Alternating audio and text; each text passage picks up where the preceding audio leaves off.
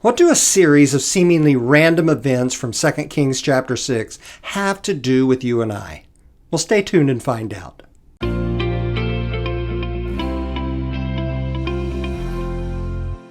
If you go to garage sales, you know the scene. There's a variety of clothes hung on a clothesline between two trees. There's a folding table or two or three with random and miscellaneous stuff. There's boxes filled with unrelated items. In short, it's the organized disorganization of a personal life for everyone to see. Well, at first, this is how I viewed 2 Kings chapter 6.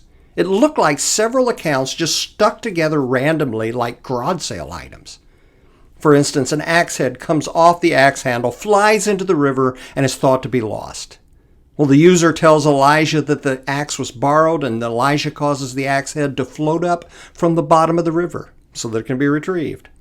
Then the Syrian army attacks Elijah, but God reveals their movements to Elijah in advance. God shows Elisha's servant that the Syrian army is greatly outnumbered by God's forces. And God causes the Syrians to not recognize Elijah, and Elijah leads them right into the hands of the Israelites. But then Elijah says, feed the enemy army and let them go. And then due to a blockade by the Syrians, the economy in Israel is so bad that people are literally cooking and eating their own children. The king of Israel blames Elisha for all this and sends people to seize him and to put him to death. But knowing that they've come to get him, Elisha tells them that by morning there will be plenty of food. All of these stories, they're great stories. They're great stories of miracles and faith, but they seem randomly stuck together. Yet if you look closely, you'll find this common theme, and that common theme is God's sovereignty. Sovereignty over the physical world, over the political world, the international world, the economic world. It's a reminder to us that there is not a single aspect of our lives that God is not completely sovereign over.